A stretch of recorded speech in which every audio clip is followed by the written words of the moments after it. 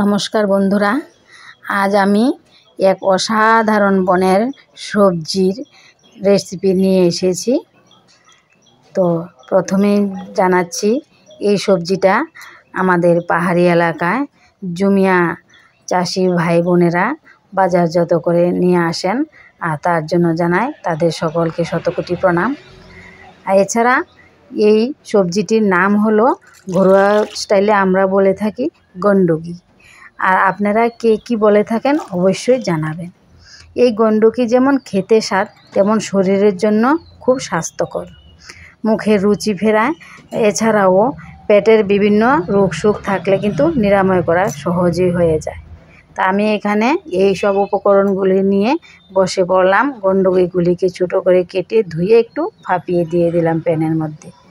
এইসব উপকরণগুলি আমাদের মায়েদের ঘরে সবসময় থেকে থাকে কম বেশ। আমি এখানে টমেটো, মূলা আর বেগুন, বিভিন্ন পেঁয়াজ, রসুন, চিংড়ি আর মরিচ নিয়ে বসে পড়লাম। আপনারা চাইলে ছোটো মাছ ভেজেও তাতে দিয়ে খেতে পারেন। যেমনটি করে আমরা লতি, কুমড়, লাউ এসবের ডগা খেয়ে থাকি ঘরে রান্না করে, একদম ঘরোয়া স্টাইলে কম তেলে সেটাকে আমি রান্না করে দেখাচ্ছি। তাহলে আসুন, আমার এখানে গন্ডকিগুলি ভাপিয়ে নেওয়া হয়ে গেছে, আর একটি জারের মধ্যে বসিয়ে দিয়ে আমি বলবাটিতে এটাকে জল ছাড়িয়ে নিলাম। একদম একটুখানি বলতে একটুখানি ভাপিয়ে দিয়েছি, প্রায় 2 মিনিটের মতো। আর তার চেয়ে বেশি লাগে না, কেননা গন্ডকির নিচে থেকেই স্বভাবে একটু নরম ধরনের হয়ে থাকে। আর এই যে দেখুন, একটুখানি জল এটা থেকে বের হয়েছে। তাহলে কি হয়, ভাপিয়ে নিলে লতি জাতীয় যে কোনো জিনিসই গলায় ধরে না, যেমন তেমন তার স্বাদও দ্বিগুণ বেড়ে যায় খেতে গিয়ে। তো দেখুন কতটা তেল আমি এখানে কড়াই বসিয়ে দিয়ে গ্যাসের লো ফ্লেমে দিচ্ছি। ঠিক পেঁয়াজ রসুনগুলি আর চিংড়িগুলি কিন্তু যতটা ভাজি করতে প্রয়োজন ততটা তেল আমি এখানে ব্যবহার করলাম। তেলটা গরম হয়ে আসতে আমি কুচিয়ে রাখা পেঁয়াজগুলি দিলাম, তার সঙ্গে রসুনগুলিও দিয়ে দিলাম।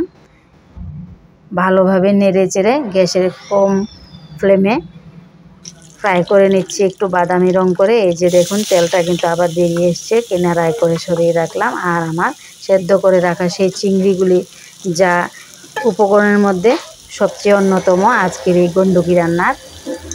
আপনারা কে কে খেতে ভালোবাসেন এবং কার কার এলাকায় এই গন্ডকি পাওয়া যায় অবশ্যই আমাকে জানাবেন। আর আমার এই ভিডিওটি দেখে যদি ভালো লাগে, লাইক, শেয়ার, সাবস্ক্রাইব অবশ্যই করবেন। আমি এখানে শুকনো লঙ্কা, কাঁচা লঙ্কা দুটোই ব্যবহার করে দিচ্ছি, কেননা যেহেতু আমি এটাকে একটু লতি জাতীয় মতো পাতুরি করব, তো মরিচটা একটু চড়া হলে স্বাদটা কিন্তু সেই যেরকম মনের ইচ্ছে তেমনটাই চলে আসবে। আপনারা চাইলে এখানে তেল আর একটু বেশিও ব্যবহার করতে পারেন। আমি তেলটা একটু কম খাই, তাই কম ব্যবহার করলাম। তাহলে আমার এখানে চিংড়ি মাছগুলিও পেঁয়াজ রসুনের সঙ্গে একবারে মিলিয়ে গেছে। আর এখানে আমি সেই ঘরে থাকা একটুখানি মূলা ছিল, সেটা প্রয়োগ করে দিলাম। আপনারা চাইলে এরকম নরম জাতীয় বিট ব্যবহার করতে পারেন। মূলগুলিকে আমি এবার নেড়ে চেড়ে এপিট ওপিট ভালো করে মাছ, পেঁয়াজ রসুনের সঙ্গে, যেটা আমার চিংড়ি মাছ ছিল আর কি, ভালো করে মিলিয়ে নিচ্ছি। তরকারিটিতে কিন্তু আমি এখন বেগুনটা দিয়ে দিলাম আর একটু নাড়িয়ে নিচ্ছি। আমি কিন্তু এখানে এখনও লবণ আর হলুদ ব্যবহার করিনি, যেহেতু আমার গ্যাসের কম ফ্লেমে রান্না। তো ধীরে ধীরে এটাকে নেড়ে চেড়ে আমি একটুখানি সময় ঢেকে দিচ্ছি। 2 মিনিট পর আমি ফিরে আসতেই দেখুন কি সুন্দর রং, চেহারাও একেবারে চেনাই যাচ্ছে না, এত সুন্দর পাতুরির মতো হয়ে গেছে, যেমনটা আমি মন চেয়েছিলাম। তো আমার এখানে কিন্তু পুরো তরকারিটা অর্ধেক প্রায় হয়ে আসছে। আর এখনই দিয়ে দেব আমি জল ঝরিয়ে রাখা সেদ্ধ করা সেই গন্ডকিগুলি। আর তার মধ্যে আমি দিয়ে দিচ্ছি একটি টমেটো 2 টুকরা করে। আর সেই সঙ্গে এবার আমি ব্যবহার করছি এখানে স্বাদ মতো লবণ, আর রঙের জন্য একটুখানি হলদি। নুন হলুদ দিয়ে আমি কিন্তু এখানে আমার ঘরে থাকা কিছু ধনেপাতা, যা কেটে ধুয়ে রেখেছি কুচিয়ে, সেটাও ব্যবহার করে নিচ্ছি। এই গণ্ডকিটা কিন্তু আপনারা চাইলে অন্য মাছ দিয়েও খেতে পারেন। তো তার স্বাদ গন্ধ অতুলনীয় করার জন্য আমি এখানে ধনেপাতা কুচানো ছিল সেটা দিয়ে দিলাম।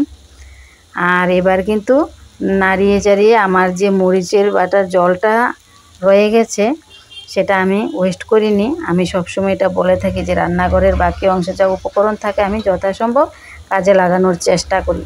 আপনারা কি কেউ আমার মতো এই ধরনের জিনিস নষ্ট না করে কাজে লাগান? তা অবশ্যই আমার কমেন্ট সেকশানে গিয়ে জানাবেন। আর এখানে আমি একটু ঝোলের মতো দিয়েছি, কিন্তু এটা ঝোল হবে না, পাতুরির মতো হবে, আমি আগেই বলছি।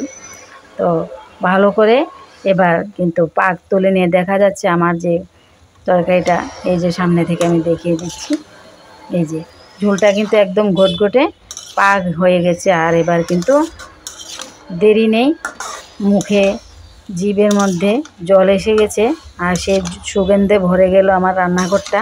বসে পড়ছি গরম ভাত নিয়ে। আপনারাও সবাই কিন্তু একবার এভাবে ঘরোয়া পদ্ধতিতে যদি আপনাদের এলাকায় গণ্ডকি পাওয়া যায় রান্না করে খেয়ে দেখবেন। সবাই ভালো থাকুন আর ভিডিওটি দেখার জন্য সবাইকে ধন্যবাদ।